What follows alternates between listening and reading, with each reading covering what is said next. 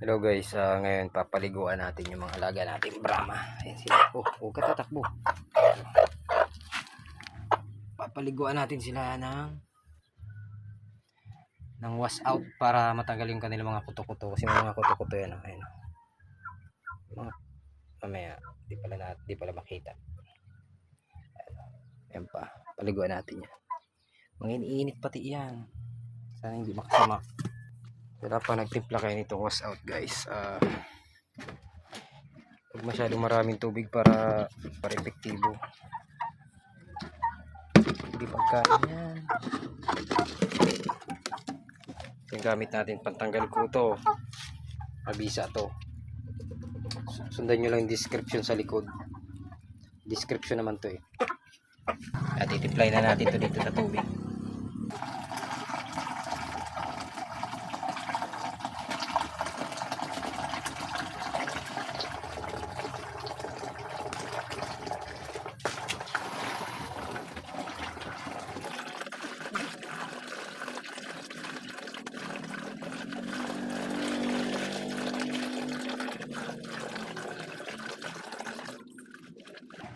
Hindi natin pinuno hanggang dito lang yan.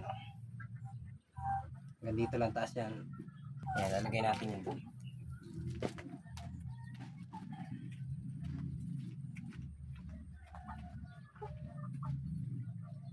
Ayan, hinahin natin yung isa natin Brahma. Yan ang kuto kasi niya no. Makikita nyo yung parang lisa. Yan o.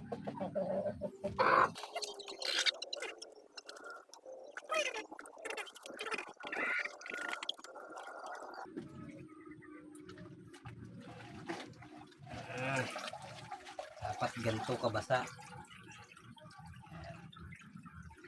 para lahat nanood sa kanyang katawan, sa kanyang balahibo. Lagay na natin ito sa feeds. Ito rin yung isang Brahma natin.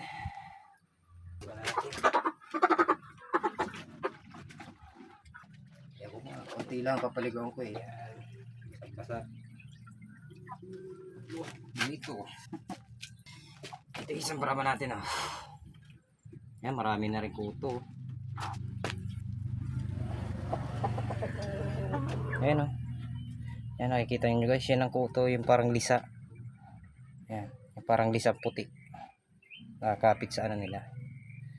Kadalasan nyo makikita mo yung marami dito sa may leg.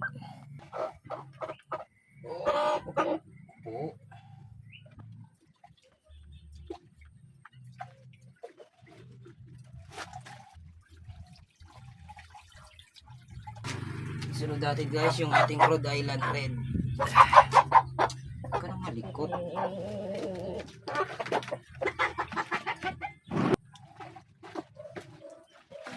Yung Rhode Island Red natin. Takaw ito kumain. Pero malakas ito mga itlog. Lumaki na. Sunod natin yung roster.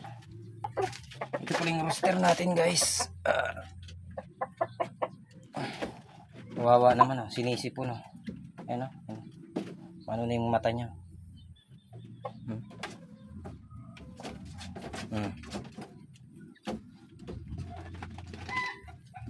Umiiyak yung kabilang mata niya pero ginagamot ko to guys ng Primoxil. Ayan pinukuto na rin paliguan na natin to.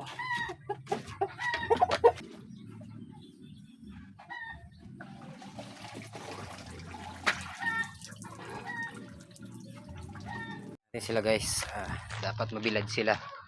Ayan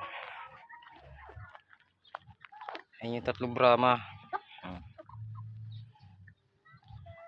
Mainit naman ang panahon kaya mamaya tuyo na yan.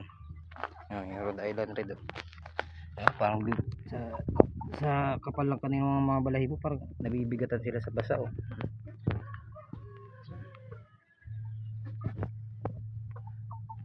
Ayan. Yung isa na dito hiniwalay natin kasi may sipon. Ayan nanginginig pa. Mamaya tuyo na yan. Yung isa nga pala din natin sinama kasi marumi na yung tubig. Ayan anim sana sila, di na natin sinama yung isa. Ayan Brahma din yan guys. like dito. Yan. Tama din yan. Hindi na natin sinapagligo. Sunod na lang. Siya naman ang uunahin. Yan, silipin ulit natin.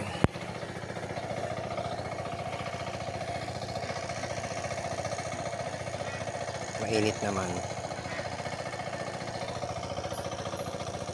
Nabibilad sila guys. Ito ay magbilad oh.